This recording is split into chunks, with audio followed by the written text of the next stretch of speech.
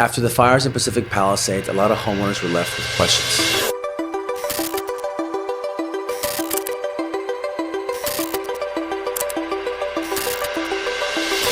What can I rebuild? How do I sell my lot for top value? And what does it take to design a home that's more fire resilient for the future? Today, I'm joined by architect David Bruce Lee, founder of Fame Architecture and Design, to talk to the biggest points of confusion we're seeing from homeowners. What does like for like really mean? Is the like for like term has caused, I think, quite a bit of confusion amongst homeowners thinking that they're stuck to. Should you sell or rebuild? And what small steps could help you add 6 figures of value to your lot before listing? To visually prove what can be built. Whether you're looking to move on or start fresh, this episode is here to give you clarity, strategy, and peace of mind. Fire stuff aside, it's a long process that you're now invested in. You're about to embark on this marathon and this journey together with hopefully really good professionals. If you've been affected by the fires or you're helping someone who has, this is the information you've been waiting for. If you find this helpful and want to see more conversations like this, hit the like button or drop a comment down below with any questions. And don't forget to hit the subscribe button. Thanks for watching. Now, let's get into it.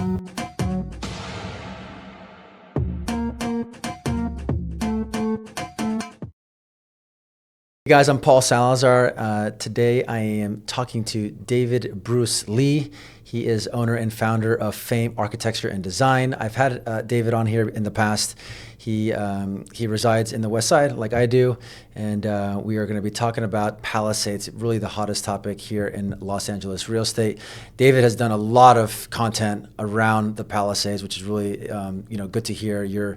I feel like if you're not an expert, you're very close to being an expert on what you can build, what that process looks like, what the cleanup looks like. So we're going to be covering 3 different topics. I think there's a little bit of confusion for the Palisades homeowners that have lost their houses on what they can build. Number 2, if your house did burn down and you're looking to sell your lot, what are some best practices to really maximize that lot? And number 3, I guess high level best tips on rebuilding a house that is more fire resistant. Welcome to the podcast, David. Yeah, thanks for having me, Paul. Good to be back. Of course. Yeah, for sure. So let's talk about the confusion with what you can rebuild right now if you're a homeowner, and also the timeline it'll take.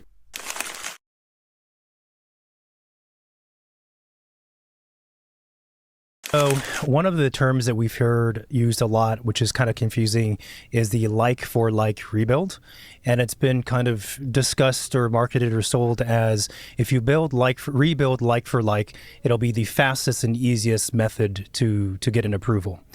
And the phrase like for like itself is confusing and kind of inaccurate, because what it really means, because when you hear the phrase like for like, you think, I have to build like for like. My front door has to go back to where it was. I had a pitched roof. It has to be a pitched roof. Like everything is like for like. That's actually not what it is like at all. What it means is that you are able to build up to 110% of what was there before in square footage, height, and bulk. So it's just the massing. That's what we call it in architecture. The massing of the structure has to be, up to 10% different plus from what was there before. That's it. So it doesn't have to look like the same house at all. It could go from traditional to modern or modern to traditional. And in addition, you have that bonus, let's say 10% to play with to make your house bigger in square footage. And that's the first thing I would say is the like for like term has caused, I think, quite a bit of confusion amongst homeowners thinking that they're stuck to doing like for like when that's really not the case. Okay, so let's talk about a homeowner who has been living in the Palisades for 50 years and they want to rebuild, right? They don't have the plans. The plans are not in the city, and they want to build like for like. What does that process look like? It's a super good question. So LA really started documenting the permitted plans in the early 90s and on microfilm. So if your house predates 1990, there's a good chance that you won't be able to find plans kind of like you're describing. I've seen a few houses that were permitted at the end of the 80s, and they do have some very grainy floor plans documented, but around that mark was kind of the cutoff. If you're able to get the old plans, then that proves what was there before, which is good. If you can't, then it becomes trickier. And there hasn't been a clear statement released by the city on how they're going to do that. But what we have been hearing is that the city probably likely will be accepting other forms of documentation. So photographs, Google Earth, Google Street View, you can go back in time in Google Earth, and, drone footage even of the foundation footprint, which is still visible perhaps, all those types of ways to document what was there before. And that's all anyone has. So there's a very good chance the city is going to have to accept those alternative forms of documentation to establish what was there before. Okay. But they are having to hire an architect to redraw plans, correct? So when you show existing plans, in the case of a fire, we had worked on a project that burned down as a result of the Woolsey fire. And I'll give an example. So in that case, we did not, as an architect, have to redraft the old plans, which we did find old plans. We just put those plans in our drawing set and say, existing plan, C sheet, whatever it is. And then there's the old drawings right in there. And I would imagine in this case, the permit drawings would contain all the materials I just described. And if you are submitting for a new permit, then yes, an architect is going to be drawing plans for you. So actually, the answer to your question is yes, but not so much to document what was there before as much as, to show what we're doing as a proposed new version of the house, or the rebuild within the 10% version of the house. Yeah. Well, the contractor will also need to have those plans to build what they want, obviously, as well. Okay. Yeah. And so let's talk about a little bit more about the confusion, right? You said earlier you can change the facade of the house in terms of the architecture, right? So you want a similar footprint, similar square footage. Can you move the house further back, closer to the street or closer to the backyard, or does it have to be in the kind of similar location? That's a super good question. And the answer is it has to be roughly in the same location. So you have that, let's call it extra 10% to play with. And one of the mistakes that we hear often from, let's say, homeowners is they think that applies only to the raw square footage. So if my house was 3,000 square feet before in the alphabet streets, okay, I can build 3,300 square feet in whatever manner I want. That's not true. It's the height and bulk and rough footprint. So if your house was, let's say, was a rectangle in one corner of the lot, you cannot change it to being a circle and putting it in the other corner of the lot, because now you've changed the massing and the site planning of the house. So, let's say we have a footprint of the house of the first floor that was kind of like an L shape. Well, you're allowed to deviate from that L shape by 10%. How do you calculate and prove that it's 10%? That's kind of the gray area, and that's something an architect would help you, work with you with. But that's the rule set. So there can't be any huge changes to the massing from the previous house. But yeah, you're right. Design-wise, everything can change if you wanted to. Okay. And how about building a basement with the already, like the plans that were already, at the house, or the house that was already existing? Can you build a basement? No. So I'll also say that the house, the hypothetical house we're describing that wants to abide by this 110% rebuild rule is called an eligible project, and which I'll describe more what that means in a second. But if you add a basement and there wasn't a basement there before, you are now outside of the eligible project rule set and the 110%. A lot of us, including ourselves, don't quite agree with that interpretation of the 110%, because if I'm adding a basement, it impacts nobody. It doesn't impact the street view. It doesn't impact the daylight. It impacts nothing. But nevertheless, that's the way it's been determined. So if you're adding a basement, then you are outside of the 110% and you are no longer an eligible project. Gotcha. And when we're talking about this confusion, we're only talking about eligible projects, because anybody can go and hire an architect and design whatever they want, right? They just can't, those rules will just have to be based on just regular building codes. And you can't do the additional 10%. Yes. So So yes, if you wanted to come in, buy the property, or you already own the property, and do a house and make it whatever you want within, obviously the regulations and the zoning, then all this discussion doesn't matter for you. You're just doing a normal project, let's say, although it's a fire rebuild because obviously there was a fire. And that would be considered a non-eligible project. So there's two categories of projects. There's eligible and non-eligible. The eligible ones are, again, the projects that are being rebuilt with up to an extra 10%. There are several benefits if you do an eligible project. The biggest ones are you are exempt from CEQA and from the CCA, or the Coastal Commissions Act. So if your property is in a coastal zone and your house burned down and you are rebuilding within that 10% limit, for your new permit drawings, you bypass the Coastal Commission completely, which is a massive. It's huge. It's really significant. There are other benefits too, like the permit review process will be the fastest for you of all of the projects, so it'll be expedited. There's other things like if you had gas in the house before, for stoves and whatnot, you can keep gas. As folks might know, there's a electrical regulation which makes it so that new construction projects can't have gas. If you had a non-conforming structure or use, so let's say that in the case of single-family houses, you had a portion of your house that was sitting past the setback line, you can rebuild back where it was, because you're building like for like and within the extra 10%. So those are the list of benefits if you do an eligible project route. Where that route is not nearly as advantageous as many people think is, frankly, for most, or at least half of the properties in the Palisades, because most of the properties in the Palisades, or I think roughly half, are not in a coastal zone. So that benefit, which is the biggest benefit of them all, is out the window, right? Now you're in the same boat as each other. Non-conforming structures, that's not really that common, and any good architect can design something great without having to bend the rules of the setback. So that also, I would not worry about that at all.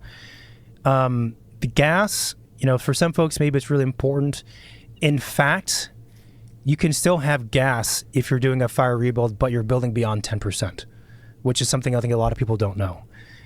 And then lastly, the expedited permitting approvals, right? This is the one that's talked about a lot as well. If you build like for like, it's the fastest way to get a permit. That is true. However, if you are building a house, if you're doing a fire rebuild, but it's not eligible, you are still expedited. You're still on that side of the line of being expedited ahead of all the other projects in Los Angeles. And from multiple professionals and expediters and some city officials we've spoken with, the timeline difference in expediting between the eligible and non-eligible is either a 1 to 2 month difference or no difference. Meaning to say, in the span of the full journey of a project, or even just a permitting timeline, it's negligible. So what it means is that, I listed like 5 things that are advantages for an eligible project. What it means is that if you are interested in building and you have the cash to kind of build more or less whatever you want, and you're not in a coastal zone, don't worry about this whole eligible thing. I wouldn't bother with it, because you're still going to be fast-tracked almost just as much as the eligible projects. Okay, so can you please define where the coastal zone is in the Palisades? Is it west or east of Temescal Canyon, north or south of Sunset? I couldn't. I'd have to pull up a map and show you. But like the Alphabet Streets, it's not a coastal zone, and that's we're working on a few things there right now, and they're not in a coastal zone. So it's Malibu's a different situation. I think a lot of Malibu is in the coastal regulatory kind of space, but Palisades it's not nearly as common. Okay. All right. So now let's switch over to, there's a lot of people that are not rebuilding for whatever the case. They either don't want to move back, it's going to take too long to rebuild, they're underinsured, they don't have any insurance at all, right? Yeah. And we, over the last 2 months, since the end of April, we're seeing at least 1 to 2 new lots come on the market. So around Wow. 90 lots have hit the market since the end of January. Out of those 90, around 10 are under contract and around 10 have sold so far. When this video, hits YouTube, obviously those numbers are going to change. We're recording this at the end of March. I'm seeing that there's a huge discrepancy between the amount of the price per square foot of these lots. The first lot that sold was up in the Highlands, and I think it was on Palisades Ave, and it sold for $110 a square foot on the land. And then the highest one we've seen, it was closer to $500 a square foot in the upper Alphabet Streets on McKendree, that sold for, I think, $475 a foot, right? The ones that sold on McKendree for a higher price per square foot are the ones that had brand new houses or newer houses that had already like a maximized house on it, right? 2-story house, it had views, had a pool, it had a basement. So that lot was ready, and tell me if I'm wrong, for an expedited approval process with the already maximized property on that lot. So you're not having to, call an architect and go through that whole process. It's ready to go. And those are seeing a much higher price per square foot. I mean, obviously, we're looking at Highlands and Alphabet Streets, different locations, but that's a huge discrepancy, $112 a square foot to $475. Right. So what I've been telling a lot of, the homeowners that are thinking about possibly selling, because out of the 4,000 to 5,000 houses that got burnt down, maybe half of those people are probably going to be selling those lots, right? Mm-hmm. Over the next, 2, 3, 4, 5 years. A lot of them, like you said, they're not understanding whether to rebuild or to sell. There's a lot of confusion out there. So I want to educate that homeowner on what is the best thing you can do right now if you haven't put your house on the market to really maximize the value of your lot. And it's just like if you were selling a lot in Venice or Mar Vista or in Brentwood or Santa Monica, right? If you're selling a lot that already has what we call RTI plans, ready to issue plans for a maximized square footage home on that particular lot, those lots are going for 15, maybe 20% more, right? Depending on the design and the floor plan, than a lot that had no plans. Yeah. Because of the holding cost of whatever that is, 3 to 4 months or maybe even 6 months. So let's educate that homeowner on what to do when they're thinking about selling their lot and how to maximize it. Yeah, it's a really interesting topic, and fortunately we've had some experience in this space. We were working with a client, and the property was in Malibu, and they were struggling selling the property, and so they hired us because they wanted to do exactly what you mentioned. And so we went through that process, and it was actually a fire rebuild in that case. And with the plans and the couple of renderings we did, I think the property was listed for like a year or something like that before we came on board. After we gave him the materials, he had a buyer who was really interested within less than a week. Unfortunately, of course, it didn't quite work out because that's a tangent, but the buyer's agent, basically he messed up and didn't know what he was doing.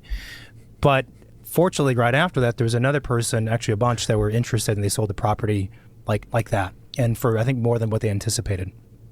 And I think there's maybe two ways to tackle what you're describing. One, I guess there's three. And there's different levels of commitment on the seller that they could do. The first and the lightest level of commitments would be to talk to an architect like ourselves and just find out what can be built on the property. So at least you can list it somewhere and say, this is the maximum square footage if you do X, Y, and Z, maneuvers. If you count ADUs and basements, what you can build on the property. That's like kind of the bare minimum, I would imagine. After that, you could have an architect produce a set of floor plans and a couple of renderings to visually prove what can be built and sell the idea to the buyer. but not go and actually submit for a permit or not wait until your RTI. And that's very, sometimes, at least from what I've seen, quite valuable on its own, because now buyers have the ability to visualize and see what could happen, and they're more, and it might not even, if the rendering's not exactly their style, it's almost, it's still very useful, right? Because they can see a floor plan. They say, okay, I can fit 4 bedrooms. I can have a basement with a media center. I can have a wine room. I can have an ADU. I can have whatever other things that are on their, average person's checklist. And I feel like that visual proof of a well thought out plan is very powerful for the average person, compared to listing a lot that is, now there's nothing there and just saying, yeah, you could build 4,000 square feet. That doesn't mean anything to the average person. And so we found that those kinds of materials can be quite productive. And then thirdly, like you mentioned, you could take those drawings, or the architect could take those drawings, format them, and do more work than just formatting, but then submit them to the city to get a permit or be in line for a permit and have an RTI.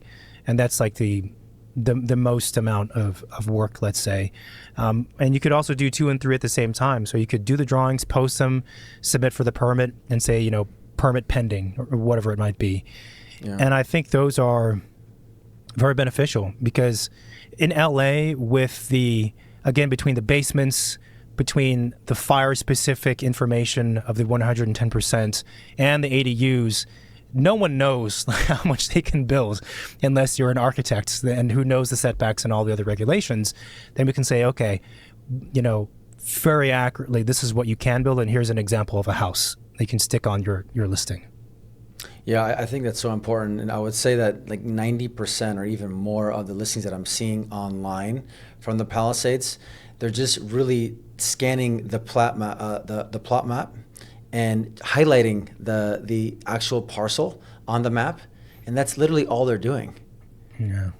And I'm looking at it. I'm like, you're leaving so much money on the table here. I agree. And the fee for the architect can be paid through the insurance. So that's interesting. Yeah, I mean, this is what I've heard from my insurance brokers. So I don't know why they're not going through that process. It's not going to take too long. And like you said, you can do options 2 and 3 at the same time. So at least you're giving the buyer some kind of visual look of the floor plan, where the house sits on the lot, how the rooms are laid out, how many bedrooms, and how the living room looks, right? So I think they're leaving a lot of money on the table. So if you guys have any questions out there, if you're a homeowner and you're looking to understand a little bit more, reach out to us. We'll leave David's contact down below, or reach out to me, or we can be on get on a conference call and discuss what your options are to really maximize your lot, because there is no rush to sell right now. I know a lot of people they want to maybe get that money and go buy something else, but they're leaving maybe $200,000 or $300,000 in their bank, because they're not going through this process of pitching this house in a way where the buyer is able to at least understand it a little bit better. Yeah, and I think, and I can only speculate as to why that's not happening. I'm sure there is definitely an emotional component of people wanting to kind of wrap it up, tie a bow on this experience, and be like, I'm pinning, that map you mentioned, the Zemus map or whatever, and that's it. I'm done. I don't want to look over there. Just let me know when it's sold. And I can certainly understand that. I think also perhaps it is not common for someone to hire an architect to do what we're describing. It does happen, yes, and we've done it before, but that's typically not why you hire an architect. You hire an architect to build something. And so perhaps the entry to what we're describing is also made a little bit challenging, because you'd have to have an architecture office who is game to do it. And most architects, we all love designing. We love producing beautiful plans and renderings and things, yes, but our primary passion is building stuff. And sometimes the chances of doing the process we're describing, and then for the architect to have that get built, the chances are not necessarily very high, right? It would require the buyer to be interested in that specific design, or whatever other things to take place. So maybe that's part of it. I'll say that for us, we actually enjoy these kind of side quest projects that are a little bit different. And I said, we've done it before. We've even gone so far as to structure, I would say, atypical types of contracts and agreements with clients in that situation, sellers. So we said to a past client who was kind of tight on cash at the time, we said, well, look, we get you're tight on cash and you need to get rid of this property, but you also want to get as much value out of it and have us do some drawings and whatnot. Let's structure an agreement where it's in your favor for the short term. And then when it sells, it's structured a different way. So it's, in one scenario, is like we don't get paid until it sells, or you pay us a little bit so we can cover some of our costs and you pay us the rest after it sells, or whatever combination thereof. In some instances, we've done it where we are paid a certain amount by a certain date, because in case the property doesn't sell for like 5 years, whatever it is. But we're pretty game to figure out ways to help to meet the client where they are and what they need to do. And it can possibly be a win-win for both parties. And in the case of the Palisades, a lot of the lots, like in the Alphabet Streets, for example, are very, very similar to each other. And so, if you hire an architect to do a custom house, that is a long process because it's a custom house. If you hire an office to do what we're describing and they're familiar with the Palisades, it could potentially be done very quickly because the lots are very similar to each other. And the pressure of it making it, the design being perfect to match your exact taste is not there. We're just trying to produce something that is sensible, appeals to buyers, and has like a really good rendering that sells the vision, and that's it. And from our side, internally, we can work so fast on those types of projects because we don't have months of back and forth with the end user, because that's not the point of this exercise. So I think if architects are more willing to be flexible in how they work with people, I think there's opportunities there for sure. Yeah, I like that. I like that idea, not having to go through that whole process of doing the plans, but at least getting a sketch and an idea, floor plan of what you can build there. And at least having that to give to the buyer instead of just showing a map that has a little highlighted area of what the parcel looks like. Let's change gears here. Let's go to now, if you are looking to rebuild, what are some best practices on building a house that can resist this type of urban fire better than what we saw before? The first thing I would say is that it's about building a fire resilient property and not just the house, right? And also that depends on the property size, but it is the entire property that you want to think about. And the landscaping is something that's I feel like oftentimes overlooked by people, because everyone wants to focus like on the house. Like what materials do I use, what windows do I use, and things like that, which is important. But it's the landscaping, because fire can spread through unkempt landscaping extremely quickly. So that's the first thing. And the general principle is you want to keep a perimeter around your house that's clear of anything that would burn. So let's say 5 to 10 feet. And that means, a lot of houses have shrubbery like right up against the house. That's like the worst thing, because it's just kindling next to your house, which you don't want. Other stuff too, which you might not think about, like, again, anything combustible. So like kids' toys, chairs, wood chairs, porches, trash cans, all that stuff you want to clear away from the house. So there's a landscaping component. The house itself, so the way that 90% of a wildfire spreads in this kind of urban context, let's say, is through embers. So 90% of it comes from the embers flying through the air. And what that means for the architecture for the home is you want to create a house that's completely sealed off. So there's no openings into the house for embers to be driven into. And I think we all saw that with the LA fires, that when you have really strong winds that are, what we had was extreme. There was like 100+ miles an hour. But even if you have winds that are like 60 miles an hour, those embers fly across, down the hillside so fast. And it's like kind of like an ember storm. And in old houses, it's pretty common to have an attic space. Everyone knows what an attic space is. And that attic space is vented, which means there's a vent on the outside of your house and a vent at the top. And that allows air to circulate through the attic space. which is important and necessary in those old structures for various reasons.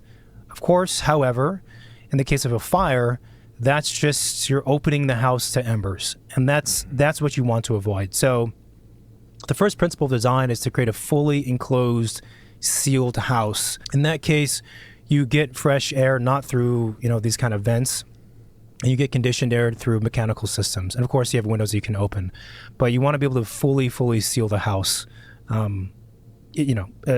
all times. And so vented attics are the first thing I would absolutely ignore or not have.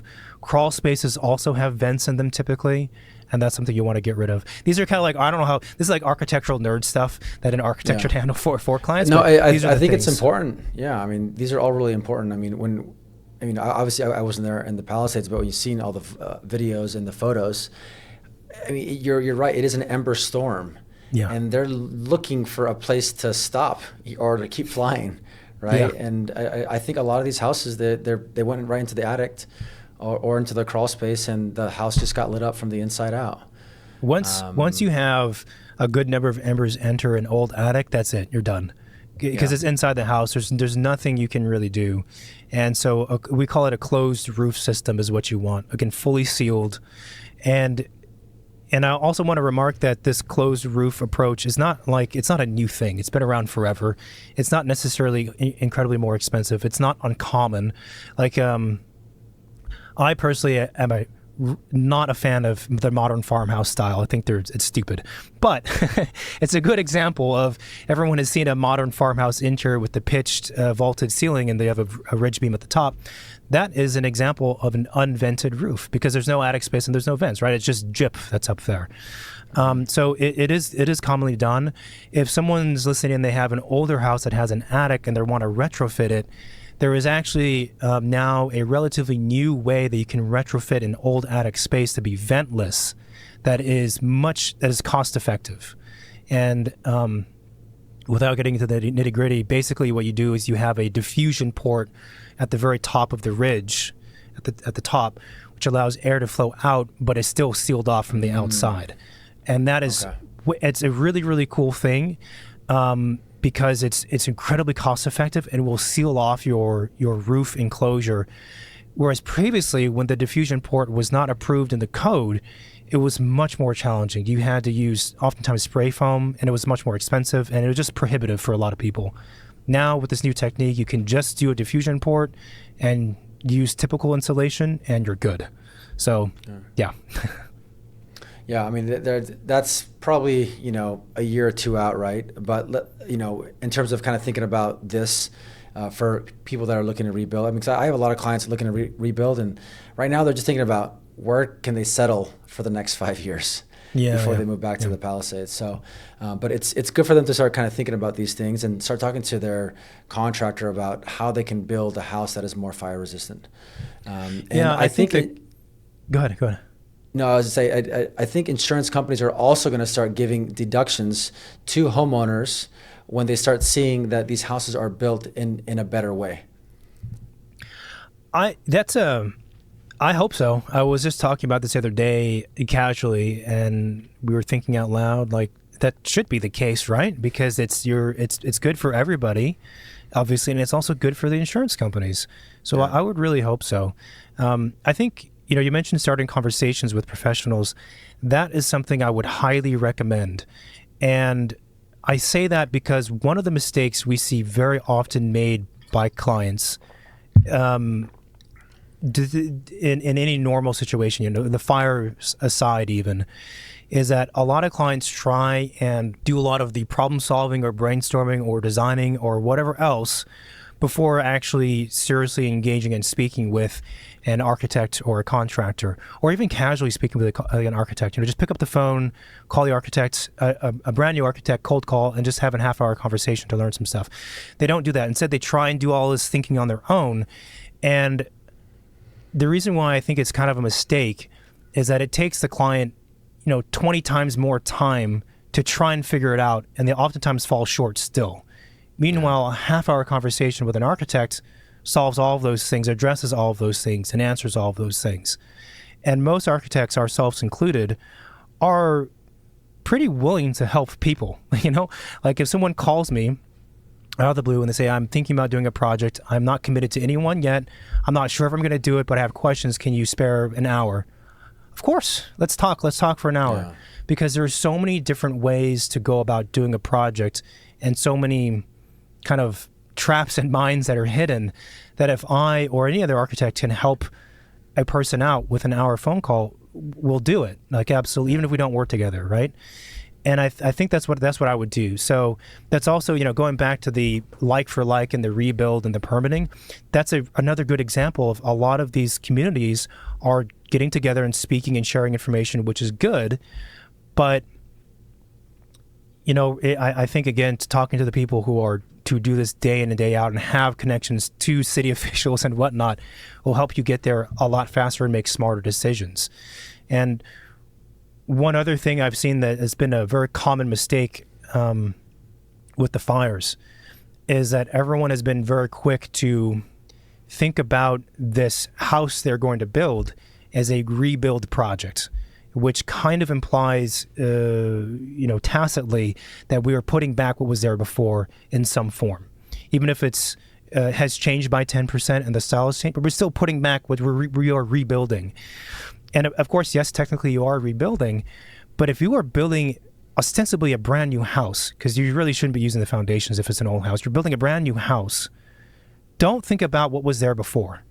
Think about what that house should be if you plan on living there for the next 25 or 30 years of your life. Or the real estate value, that's another one, right? Yeah. Don't underbuild something and then realize you made a mistake. And so that's where I think a lot of the architects, when we talk to clients, we help out also by kind of pulling back and saying, let's take a look at the big picture here, right? Your house burned down, it's tragic, but you now have a blank slate.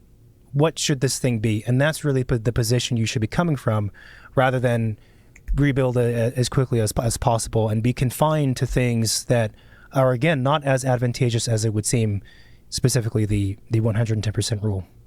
Yeah, I like that point. You have an opportunity to use this time. Obviously, it is a tragic time, to really come up with a new property and get excited about it. Have a different floor plan. What worked in your old house? What didn't work? What did you want to change? Now is the time to do that.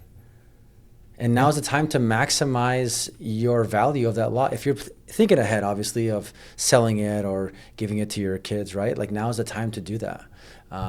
So let's kind of finish this conversation. I want to get your thoughts. I know we talked about this over the phone a couple months ago in terms of where you see, how long is this going to take? I know you don't have a crystal ball, but I wish I did. Are we looking at 5 years for people to start moving back in? Like, when do you really think people will start rebuilding? Like starting to put up framing and foundation? Is that going to happen 6 months from now, 12 months from now? I wish I did have a crystal ball, because I've heard from a lot of different sources answers on both ends of the spectrum. So I've heard that some of the rebuild effort, like serious efforts, will start by end of summer, because people are submitting plans now, and it'll be expedited and approved, and then debris cleanup has happened or is going to happen very quickly. Start framing. And I've also heard, though, from a couple contractors on the other end of the spectrum, is that some of the streets in the Palisades are quite old, right? And there's been talk about potentially burying the power lines and whatnot, which now would be the time to do it, right? Now would be the time to invest in the infrastructure, the water, yes, but all the rest of the infrastructure, and build it to be what it should be. Well, if you do that, that's that's handled by the government. That's a different contracting job, and the contractors can't build anything unless they have utilities. So a couple of the contractors we're close with were saying, like, am I going to be out there with my guys and we're going to be standing around saying, like, well, we don't have power, so what are we doing? I've completely not helped in answering the question, so I don't know. But I will say, I think that if someone's serious about building a house, they have to understand that this is a long process. Fire stuff aside, it's a long process that you're now invested in. You're about to embark on this marathon and this journey together with hopefully really good professionals. And you have to acknowledge that and embrace that to a degree. Otherwise, you're going to go crazy. And so I think for, a really nice house, you're talking about, say, 9 months to a year of just documentation and permitting. Let's say kind of like on average. Then 2 or so years for construction for a house that's maybe like 3,000, 4,000 square feet. And obviously the bigger houses take longer, but something around that timeline. And with the fires, you could say, okay, there's an extra 6 months, maybe even an extra year somehow in there because of permitting delays, the bottleneck that's going to be created with everyone submitting, the subcontractors being, in demand, too high of a demand, they're spread thin, whatever, right? So you're looking at a 3 to 4 year process in total, I think. And I wish it didn't take that long as a person who's thinking about their career and how many projects they can fit in their life. But that's what it takes. And you can certainly make things go a lot faster if the project is kept simple. But for an end user custom home, when the clients they do care about what they're getting, that's about the timeline. Yeah, makes sense. Yeah, I got a lot of clients that are looking at, we're not going to be moving back for another 5 years, so let's buy something long-term, something that we can invest in, and then sell it or rent it out once we move back to our Palisades home. David, thanks for your time, man. I really appreciate it. You've been here on here a couple of times. How do people reach out to you? Sure. So our office has an Instagram, which is fame_architects. We are pretty active on there with video clips and work images and quotes and whatnot. You can also reach out to us through my email address is david@famearchitects.com, and the website is famearchitects.com. Okay. And if you guys don't follow David, make sure you follow him. He's got a lot of great content. You always are on top of, the pulse of real estate, architecture, and design here in Los Angeles and around the United States. So it's always a pleasure having you. And we'll see you next time, man. Awesome. Thank you. All right. Thanks, Dave. See ya.